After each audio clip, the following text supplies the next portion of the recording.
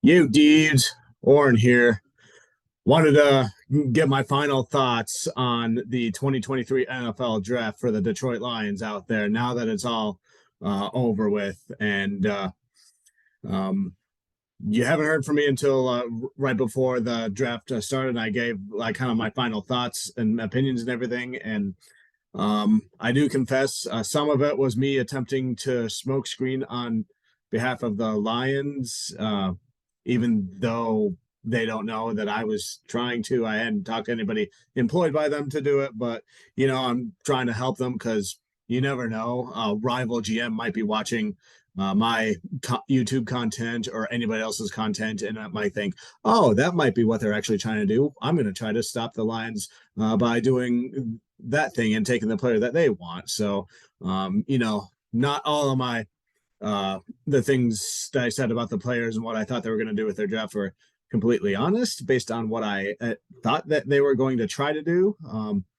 What I uh, thought they were going to try to do was um, draft a cornerback, but the cornerback I thought that they wanted was already gone. And then after that cornerback, make some sort of trade down from 18, go uh, somewhere late first round and early second round with that trade down uh, capital, and then draft the players the that they wanted up drafting. So like Gibbs would be like the late first round pick, and then Campbell would be like the early second pick, and then a tight end after that, and then a quarterback or something like that. You guys have probably seen my mock drafts by now and kind of got the idea of that. So and yeah, so I just wanted to kind of talk about my overall thoughts with that. And there's no real formal organization with this. It's just going to be kind of random all over the place because I have a lot of thoughts about it. So much so that I made myself a little bullet point cheat sheet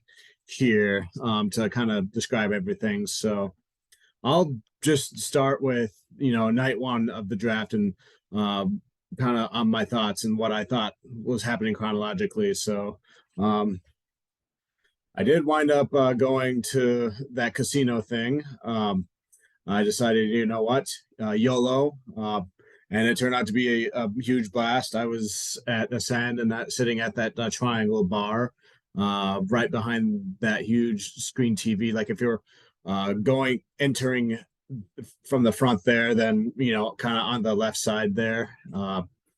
I did notice myself actually in the background of somebody streaming a YouTube video. I was wearing all this, and at some moments you could probably see a mini version of me over DOD's left shoulder. And at the point of the Gibbs pick, I was the guy in the background who yelled, "What? Oh my God!" And obviously, yeah, my sobriety was justifiably in question there. So my bad if I ruin anybody's content and videos with that. So, but yeah, like I said, I was there at that bar. I met a cool a Detroit Lions fan. His name is Jim from Tawas. Shout out Jim if you ever reach this. And he had I had this white Villains hoodie. He had a black Villains t-shirt. So he and I just like talked all about the Lions and what we thought was going to happen, and among a few other Lions fans who kind of came in between us every now and then.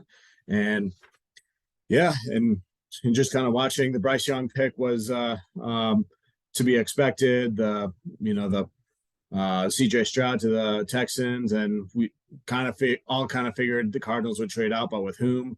Turned out to be to our shock, the Texans. And given what they gave up, I did not think the Lions were ever going to try to attempt to match that. So, and then, but the Cardinals' compensation would come in handy and come into play for the Lions later on because they acquired the Houston Texans 12th pick, which they acquired from Cleveland Browns when they traded for Deshaun Watson, and then the Lions wound up with that when they traded down with the Cardinals right after Witherspoon was surprisingly taken by the Seattle Seahawks, which absolutely shocked me. And I think I yelled out something during that, and I didn't remember, but I was definitely mad at that.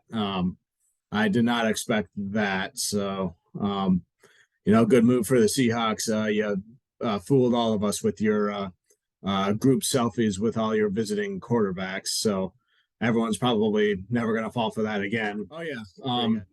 I was actually kind of fairly expecting the Lions to grab Gibbs, and I tried to stay as quiet about that on my YouTube content as possible.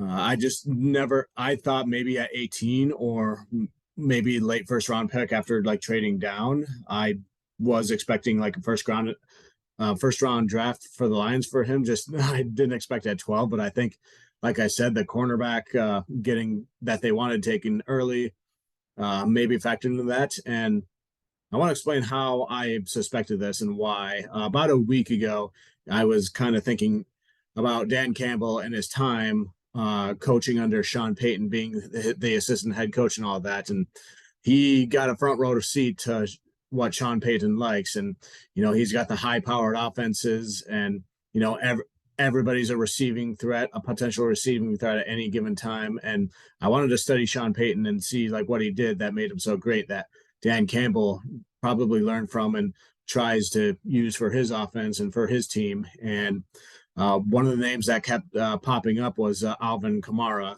And I didn't really pay much attention to Alvin Kamara like back in his prime because I wasn't that big of an NFL fan at that time. But the more I read, the more like I realized, okay, yeah, he's a all-around weapon, this Alvin Kamara, like really good receiving threat. He can run and like do everything. And then I Googled who is the next Alvin Kamara, and then I saw multiple articles that suggested Gibbs. So that made me think, okay, they're looking for the next Alvin Kamara and beyond DeAndre Swift.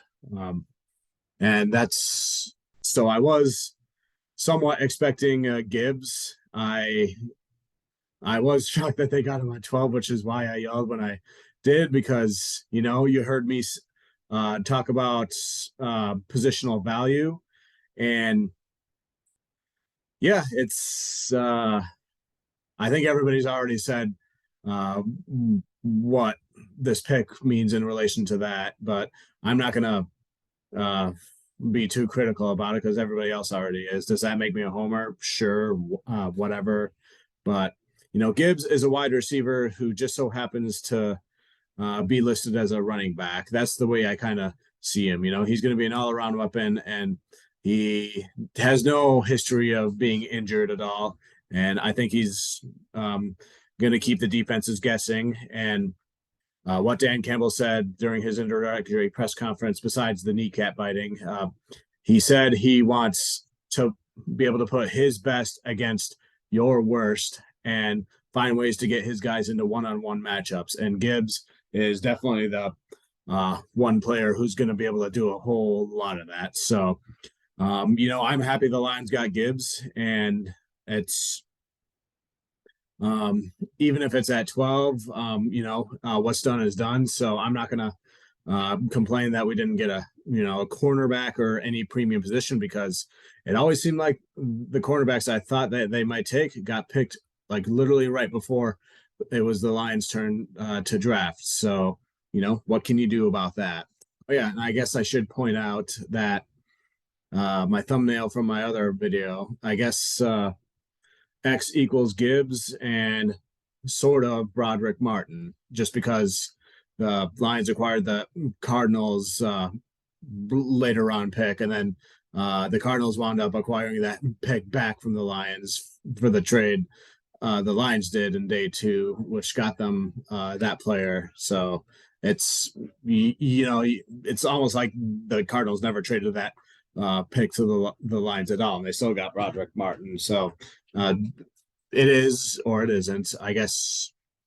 Yeah, so that completes that equation for the Matthew Stafford trade. And then, pick 18, they were kind of letting the clock wind down a little bit. They were probably waiting to see if anybody wanted to give them a good trade offer, which I think was smart. It didn't necessarily reflect on the player they intended to draft there. So Jack Campbell, don't, I hope you don't read anything into that, because you've seen them you celebrate and pick immediately. Well, they did celebrate for you, but they didn't pick immediately for you like they did the other ones, just because they were being smart and uh, you know, exploring the trade options, I'm sure. But Jack Campbell was definitely somebody I wasn't surprised that the Lions drafted, because they needed linebackers, they needed team leaders, they needed all around good people. And I had been, for me, it was neck and neck between Jack Campbell and Trenton Simpson. I thought both of them would be really effective linebackers, which is what the Lions desperately needed. And I leaned towards Simpson because I had, in my research, I found out that they did meet with Trenton Simpson before, I think at the combine or somewhere, whereas I had no idea the Lions actually met with Jack Campbell until Jack Campbell mentioned it in his introductory press conference. So that's why, part of why I lean toward him there and not Campbell when with my opinion, is because even though I think you're an all Jack Campbell's an all-around perfect fit, and I'm really excited about Jack Campbell and a lot of the players that Brad Holmes has drafted and brought in.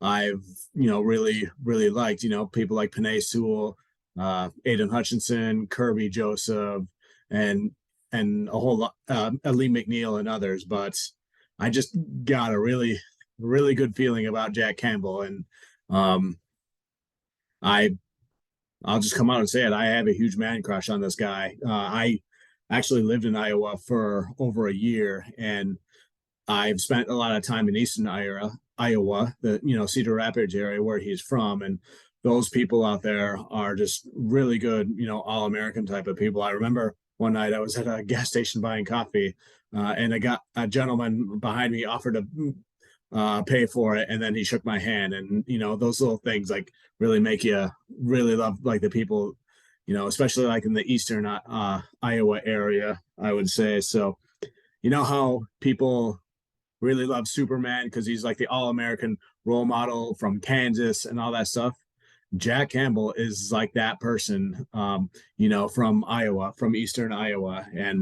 I'm, and I'll tell you another story. Like I was, when I was drunk during that round one night, and then I woke up the next day, I checked my bank account and I was like, what? And then I checked my email and I realized I pre-ordered a Jack Campbell authentic Lions jersey. So looking forward to seeing what number you wind up picking. So no pressure there. And yeah, so and as far as practicality goes, you have all the skills I think the Lions need, because in my opinion, the biggest need for the Lions is to be able to stop the mobile quarterbacks from, doing their things. And you need speedy linebackers and as well as safeties and other defenders who can, run really fast and pursue and are quick and can tackle efficiently. Just like Campbell said, pursue and tackle. And you have the ability to do that. And on top of that, you can cover.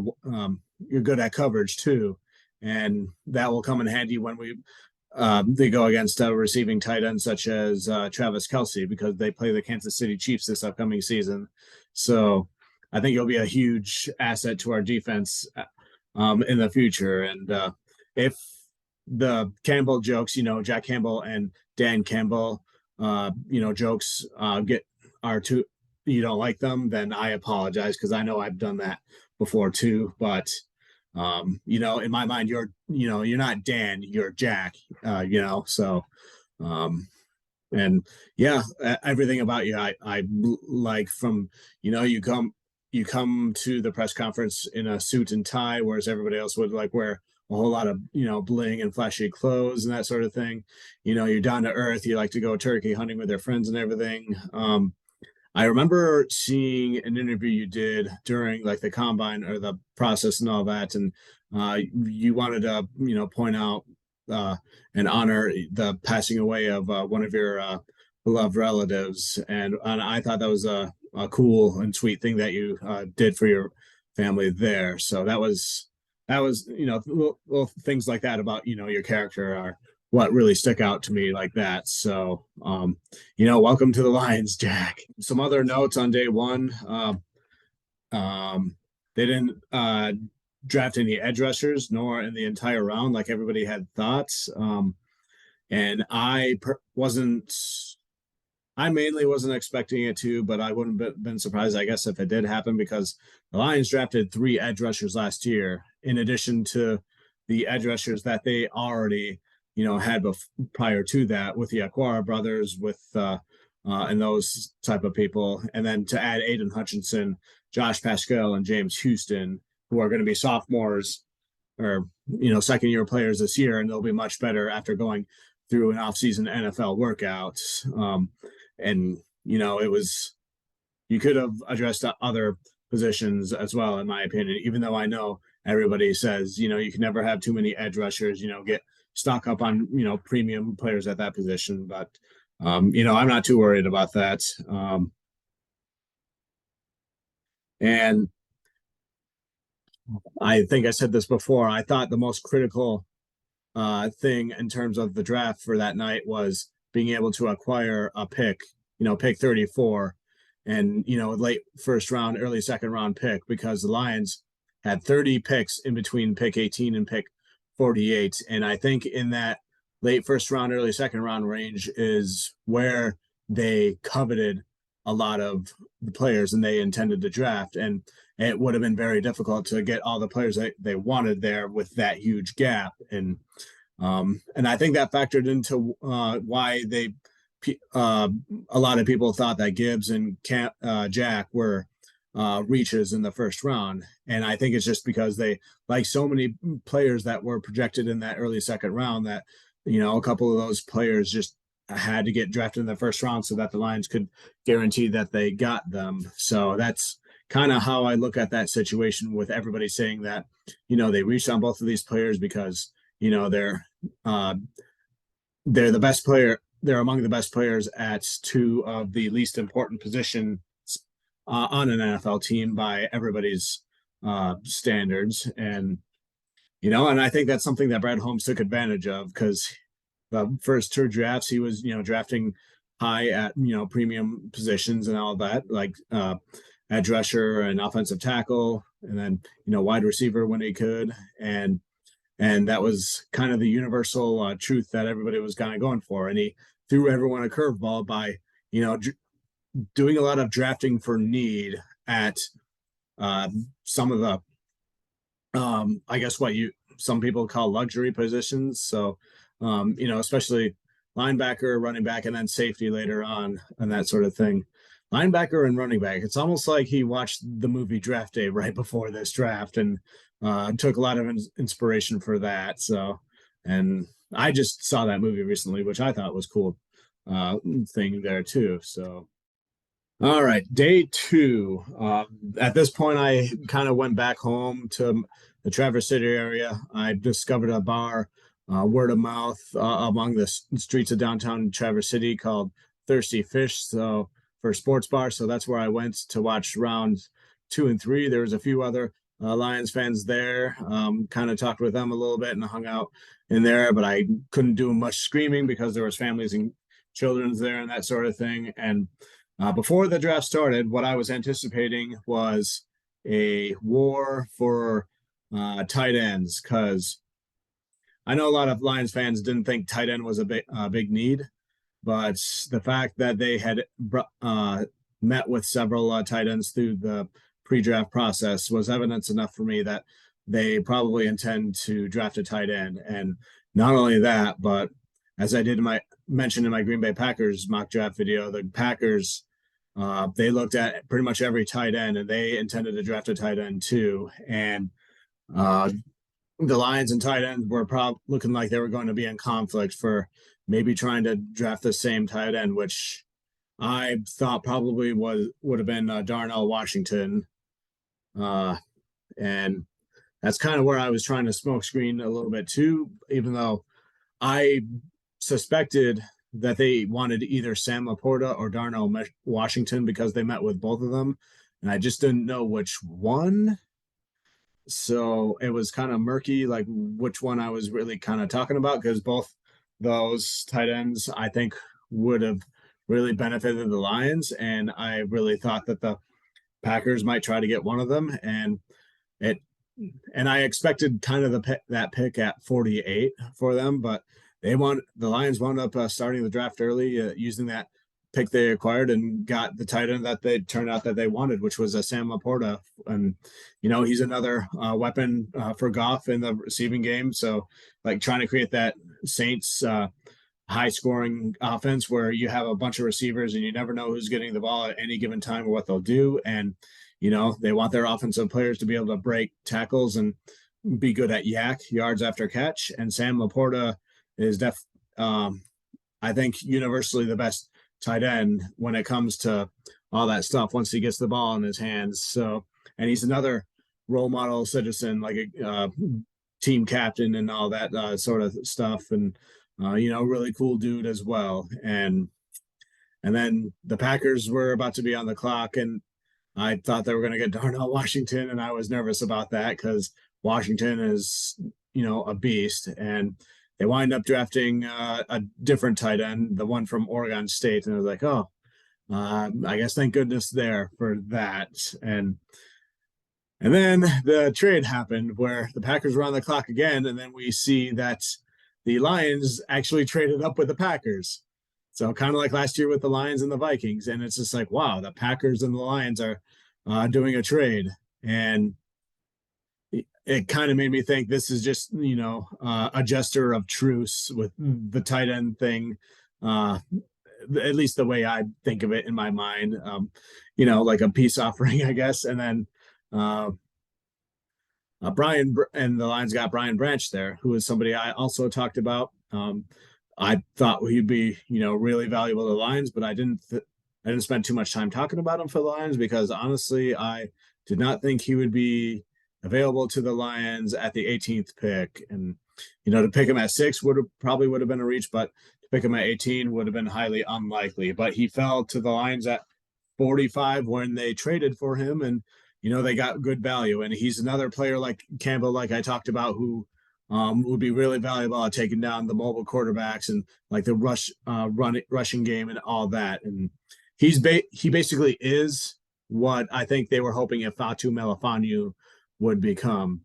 And as much as I hate to say it, because I loved Iffy when they drafted him in his first year and everything, I think Iffy's probably starting to kind of look like a BUST, because that Carolina game right around Christmas time, that was when Iffy's moment to shine as a safety to try to stop the Panthers. But the big reason why they kicked our butts so bad was because they were able to get the better of that Iffy and that trying to like take them down. But Brian Branch is a player that definitely won't happen with, because he's quick and he's super smart and he's super fast and he's probably the best tackler out of all the defensive backs in the draft.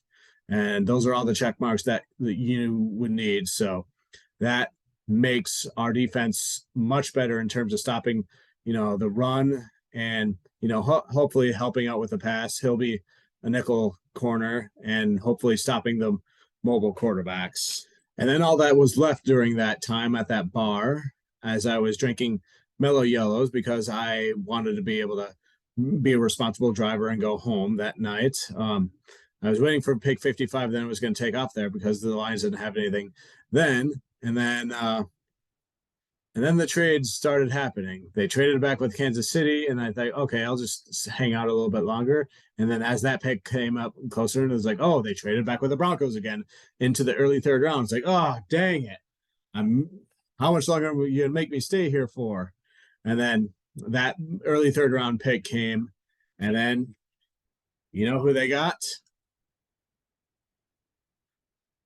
Zach Wilson, Trey Lance, Justin Fields, Kenny Pickett, Sam Howell, Malik Willis, Matt Corral, Bryce Young, CJ Stroud, Tanner McKee, Will Levis, a whole bunch of other quarterbacks that everyone has ever talked about in Alliance for mock draft. That is all the quarterback names I have heard ever since the Holmes and Campbell regime took over, and all the mock drafts and all the analysts and people on YouTube and everybody talking.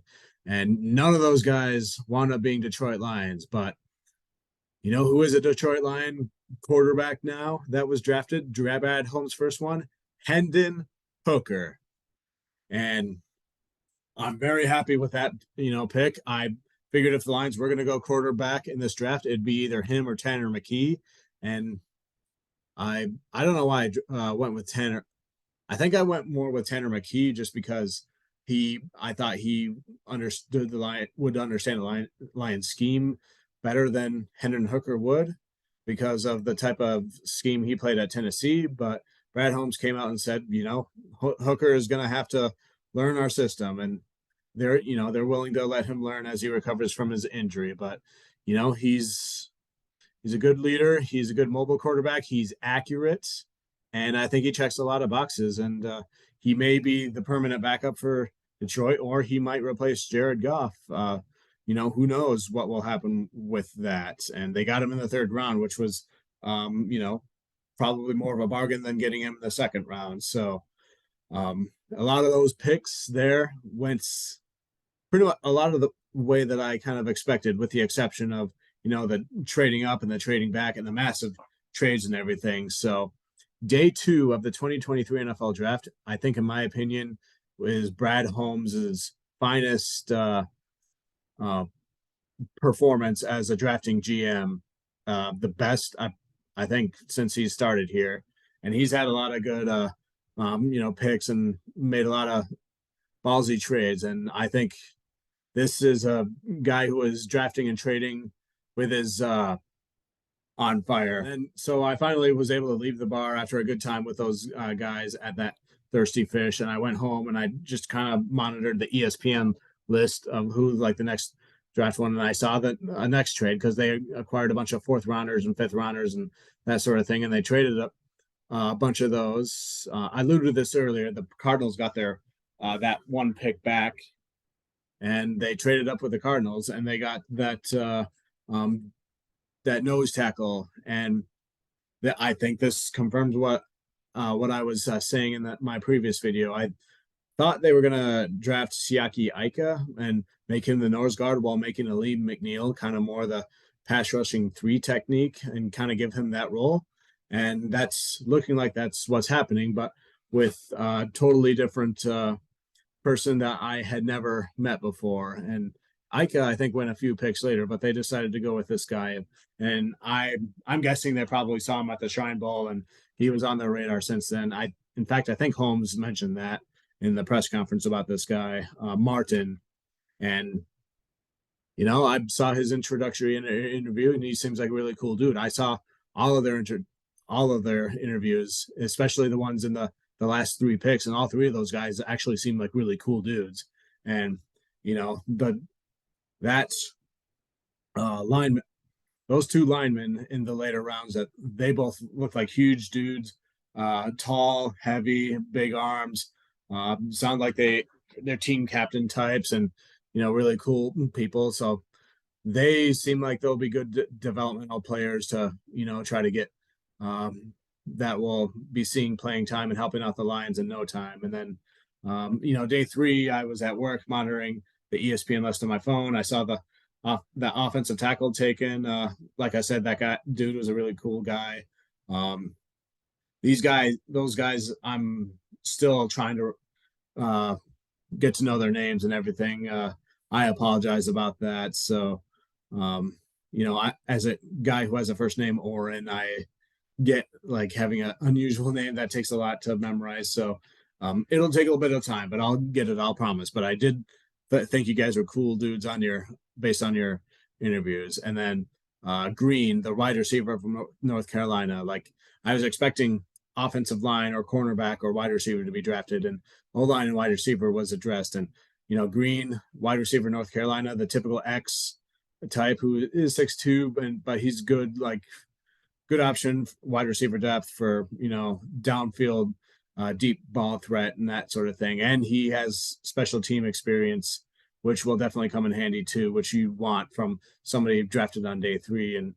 And he's good at photography and social media, Instagram stuff like that, which I thought was kind of cool there too. So Yeah, overall, I thought this was the perfect type of draft for the Lions. I think I thought I was right on several of the players that the Lions intended to draft and what type of players that they intended to draft, just not necessarily the order in which they drafted. And, you know, the day two was just bonkers in terms of all the trades and everything. I really thought the trade with the Packers and getting Branch was awesome. I just imagine the Packers fans exploding over that one. But the Packers had a really good draft too, but I won't get into that for that. And I had a whole overall really fun experience experiencing everything at the Soaring Eagle, at the bars and everything. I wasn't on people's streams, YouTube streams too much just because I wanted to switch it up this year. But who knows? Maybe I'll try to get down to the Detroit draft next year, and I got a cool shirt as a souvenir. So I'll just end it with this. The Soaring Eagle Casino betting on Detroit, and no Jameson Williams betting puns. Shut up.